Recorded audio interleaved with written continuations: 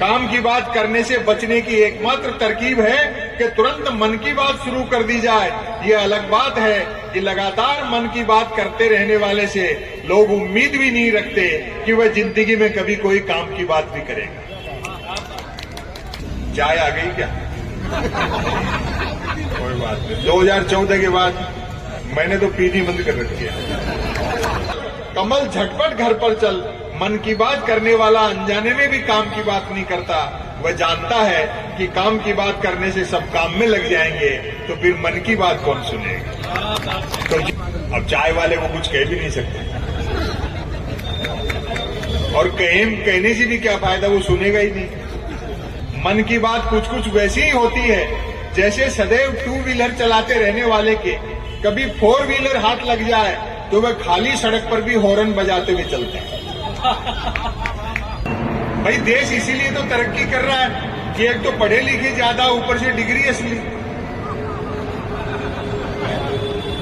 क्या बात है। डिग्री पे क्या सवाल उठाना जब सैटेलाइट लॉन्च होकर के कक्षा में स्थापित हो गया और पूरी धरती के चक्कर काट रहा है, फिर डिजाइन पर क्या बहस करनी। हालांकि बड़े बाद में पार्टी के 2 बड़े नेताओं ने बाकायदा डिग्रियां दिखा करके प्रधानमंत्री की बताया, तब लोगों को विश्वास हुआ कि हमारे प्रधानमंत्री ने न सिर्फ एमए कर रखा है बल्कि बीए भी कर रखा है। और ये सरदार जी कह रहे थे, बोले क्यों संपा सरल, जब इतने पढ़े लिखे हैं प्राइम मिनिस्टर तो मैट्रिक भी करी रखी होगी। तो सटायर इस तरह से भी अपनी बात कर देता है। सब चाय आ गई क्या? कोई बात नहीं। 2014 के बाद मैंने तो पीनी बंद कर रखी है, क्योंकि इसके नतीजे जानता हूं। हाँ, लेकिन कोई बात नहीं। हाँ, देश ही पूछ रहा। नहीं, चाय पियेंगे तो फिर कोई बात नहीं। धर्मवीर भारती ने 54-55 के आसपास एक नाटक लिखा, अंधायुग। कभी मौका लगे तो पढ़ना, उसमें एक संदर्भ है। महाभारत के युद्ध का अंतिम दिन है 18वां। दोपहर बाद का समय है थोड़ा सा। 2 चौकीदार चौक पहरा दे रहे हैं।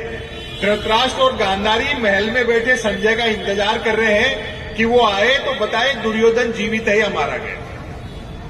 अंधभक्ति क्या है?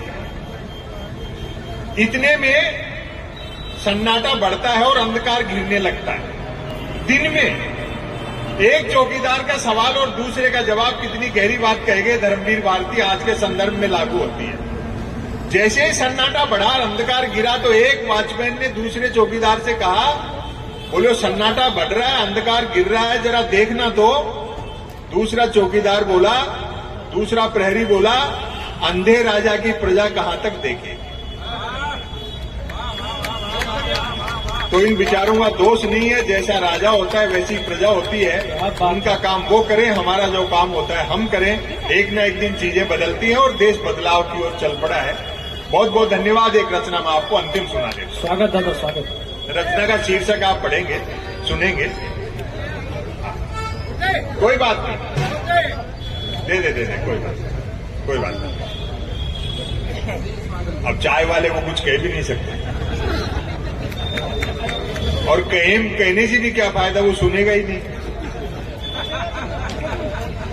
मैं रचना का शीर्षक पढ़ता हूं, विपरीत परिस्थितियों में बहुत अच्छा सुन रहे हैं आप। मन की बात। दे बेटा कोई बात। मन की बात। मैं थोड़ा सा गाढ़ा लिखता हूं, जो सामने बैठे लोग आनंद लेते हैं उससे ज्यादा वो लेते हैं जिनके यहाँ वीडियो पहुंचता है। और आज भी मैं आपसे निवेदन कर दूं, इन कवियों ने बहुत काम की बातें की है, इनमें शॉर्ट्स काटना आप 1-1, 1.5 मिनट के। कवि सम्मेलन उनके लिए तो होता ही है जो सामने बैठे हैं, आजकल उनके लिए ज्यादा होता है जो आ नहीं पाए और घर बैठे इस पे सुनेंगे। मन की बात। कोई कुछ भी बात करे और सोशल मीडिया के फेर में भी ज्यादा मत रहो, मैं फिर कह दूं लड़ाई जमीन पे होती है। क्या बात। यदि किसी ने कुछ एक अक्षरों तक की नेकी कर डाली हो तो उसको फेंकने के लिए ट्विटर से बेहतर दरिया नहीं है। जो कुछ नहीं कर सकता वो भी ट्वीट कर सकता है, और एक बार जो ट्वीट करने लगता है फिर वो कुछ नहीं कर सकता। क्या बात है। हाँ, मैं तो सोशल मीडिया का लोहा उस दिन मान गया जब एक सज्जन ने YouTube पर मेरे कवि सम्मेलन की एक ही क्लिप को साल में 100वीं बार सुना और नीचे गाली लिखी, लानत है संपत सरल को, नालायक ने साल भर से रचना तो छोड़ो कपड़े तक नहीं बदले। लोग कहते हैं कि राहुल जी अर्थशास्त्र नहीं समझते। एक उदाहरण देता हूं जो मेरे और उनके बात हुई। मैंने कहा दो चीजें हैं, बाजार और बाजारवाद। बाजार हर युग की जरूरत है, लेकिन दोनों में अंतर ये होता है, बाजार का मतलब है जरूरत के हिसाब से चीजें बनाना और बाजारवाद का मतलब है चीजें बना करके जरूरत पैदा करना। क्या बात। इस बात को गांधी जानते थे। तो जिस दिन मार्केट की धुआं निकाल दोगे, जो चीजें बना करके जरूरत पैदा करती हैं जो कंपनियां, उस दिन देश पटरी पे आ जाएगा। अब विदेशी आक्रांता उपनिवेशवादी खैबर का दर्रा पार करके या समुद्री रास्ते से नहीं आते, मोबाइल इंटरनेट के जरिए आते हैं ऑनलाइन, और उनके लिए जीपीएस का लोकेशन बताने का काम वो करते हैं जो माता का सीता का पता लगाने लंका गए थे और सोने की चमक देखी तो वहीं की नागरिकता ले ली। तो राहुल जी ने पूछा बाजारवाद को अंग्रेजी में क्या कहेंगे। मैंने कहा जी वैसे तो मार्केटिज्म कहेंगे, लेकिन मेरा अंग्रेजी में हाथ तंग है, आप किसी विशेषज्ञ से पूछ लेना। लेकिन अगली जो बात हुई वो अर्थशास्त्र कितना समझते हैं। मैंने कहा आपको नहीं लगता ये समस्या देश की नहीं है, ये समस्या दुनिया की है। एक वर्चस्ववादी नेता और दो पूंजीपति, चाहे वो एर्दोगन हो, पुतिन हो, बोल्सोनारो थे उस समय, ट्रंप हो, कोई भी हो, तो उन्होंने 5 सेकंड का पोज लिया और फिर बोला आप ठीक कह रहे हो, लेकिन चीन को छोड़ करके। चीन में ये स्थिति नहीं है, उन्होंने डब्बे पटरी ये सब दिए लेकिन इंजन अपना रखा वो। तो इस अर्थशास्त्र की इस वानगी से आप समझ जाए राहुल जी कितनी इकोनॉमी, इसीलिए तो इतना सब कह रहे हैं, वो पार्लियामेंट में बोलते हैं। हाँ, वहीं से मैं एक रचना आपको सुनाता हूँ, रचना का शीर्षक पढ़ता हूँ, आप आशीर्वाद दें, मैं शुरू करूंगा। मन की बात। कोई कुछ भी बात करे, बात कुल 2 प्रकार की होती है, एक काम की बात और दूसरी मन की बात। यदि आप मेरी इस बात से सहमत नहीं हैं तो फिर आपकी अलग बात है। लोग मुझ पे आरोप लगाते हैं कि 10-11 साल आपसे सुन रहे हैं, संपत सरल जी आप एक तरफा क्यों बोलते हैं, बैलेंस किया करो। मैंने कहा भैया बैलेंस करने के लिए ही तो एक तरफा बोलते हैं।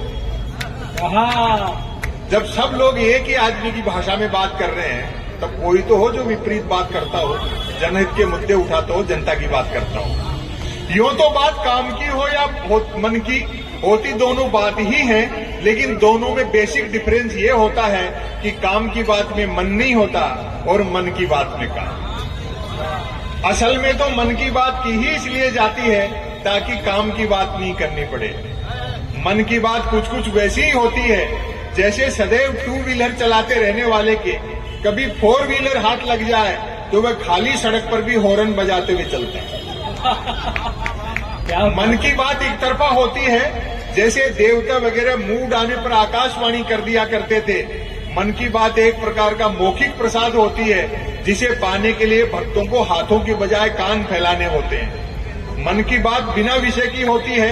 यदि भूले भटके मन की बात किसी विषय पर आ भी जाए तो कोई माई का लाल अंत तक नहीं पकड़ सकता कि मन की बात आखिर हो किस विषय पर रही है। और व्यंग आप अब पकड़े, काम की बात अपने काम से काम रखती है, जबकि मन की बात का प्रचार करना पड़ता है कि फला तारीख को इतने बजकर इतने मिनट पर मन की बात होगी। पता लगते ही मन की बात को ही काम की बात मानने वाले उछल पड़ते हैं कि वाह मजा आ गया, फला तारीख को इतने बजकर इतने मिनट पर काम की बात होगी। काम की बात सुनी न जाए तो अच्छी खासी काम की बात भी मन की बात होकर रह जाती है, जबकि मन की बात को सुनने वाले मिल जाए तो बात कोरी मन की बात होने के बावजूद बड़े काम की बात बन जाती है। और व्यंग आप अब देखें, वैसे सुनने वाले न मिले 2 मिनट और लेंगे आपके, वैसे सुनने वाले न मिले तो मन की बात दीवारों से भी की जा सकती है, क्योंकि मन की बात करने वाले ने सुन रखा होता है कि दीवारों के भी कान होते हैं। और तालियां आपके अब उठेंगी, बल्कि वह तो यह तक मानकर चलता है कि जिनके कान होते हैं वे दीवार ही होते हैं। क्या बात है। मन की बात अक्सर शुरू यहाँ से होती है। भाइयों और बहनों, बस इतना सुनते ही मन की बात के मुरीद भाई बहन सांस रोककर मन की बात ऐसे सुनने लगते हैं मानो सुनने के लिए जिंदगी में अब सिर्फ यही काम की बात बची है। काम की बात करने से बचने की एकमात्र तरकीब है कि तुरंत मन की बात शुरू कर दी जाए। ये अलग बात है कि लगातार मन की बात करते रहने वाले से लोग उम्मीद भी नहीं रखते कि वह जिंदगी में कभी कोई काम की बात भी करेगा। मन की बात अक्षर ज्ञान सिखाने जैसी होती है, जैसे बिना मात्रा के अक्षर सिखाते हैं। अंतिम है जैसे कमल घर पर चल, कमल झटपट चल, कमल झटपट नल पर चल। ऐसी मजेदार मन की बात का नतीजा भी मजेदार निकलता है। सुनने वाले प्रेरित हो, खुद को कमल मानकर उठते हैं, मटका बाल्टी उठाते हैं और न सिर्फ नल की ओर चलते हैं बल्कि नल की ओर झटपट चलते हैं। वहां पहुंचकर माथा पीटते हैं, आशीर्वाद मिले आपका। वहां पहुंचकर माथा पीटते हैं कि हाय, नल से तो पानी नहीं हवा निकल रही है, अर्थात नल तो खुद कम वक्त मन की बात कर रहा है। वाह, क्या बात है। श्रोताओं के इस रिएक्शन से प्रभावित होकर मन की बात करने वाला तुरंत अपनी अगली मन की बात शुरू कर डालता है। कमल घर पर चल, कमल झटपट चल, कमल झटपट घर पर चल। मन की बात करने वाला अनजाने में भी काम की बात नहीं करता। वह जानता है कि काम की बात करने से सब काम में लग जाएंगे, तो फिर मन की बात कौन सुनेगा। तो ये जिस दौर से गुजर रहा है, डटे रहिए, एक दिन सफलता अवश्य मिलती है। देखा होगा। अंतिम बात एक और कहता हूं, हमारे एक मित्र थे कानपुर के कवि प्रमोद तिवारी, गुजर गए एक्सीडेंट में। उन्होंने एक अच्छी बात कही, बोलो संपत सरल, आपको नहीं लगता कि हर बात पे यू टर्न क्यों लेते हैं? ना इनकी कोई होम पॉलिसी है, ना कोई फॉरेन पॉलिसी है, ना कोई इकोनॉमी पॉलिसी है, ना कोई सोशल पॉलिसी है। ये ऐसे कैसे देश चला रहे हैं? उसका एक कारण 1925 में एक संगठन स्थापित किया गया इस उद्देश्य के साथ कि पृथ्वीराज चौहान दिल्ली की गद्दी पर अंतिम हिंदू राजा था। अब हमें अंतिम एक हिंदू हृदय सम्राट दिल्ली की गद्दी पर बिठाना है। और साम दाम दंड भेद से कोशिश करके 90 साल लगे और वो अंतिम हिंदू हृदय सम्राट जो है पृथ्वीराज चौहान के बाद नया हिंदू हृदय सम्राट दिल्ली की गद्दी पर बैठ गया। और अब भरपूर मजे लेना। अब उस किताब में अगला पन्ना नहीं है कि करना क्या है। तो सारी समस्याएं यहीं से हैं और मैं यही कहना चाहूंगा कि सितारों को आंखों में महफूज रखो। बड़ी दूर तक रात ही रात होगी, मुसाफिर हो तुम भी, मुसाफिर हम भी, फिर किसी मोड़ पर मुलाकात होगी। हंसते रहिए, मुस्कुराते रहिए, वरना जिंदगी बड़ी मुश्किल हो जाएगी।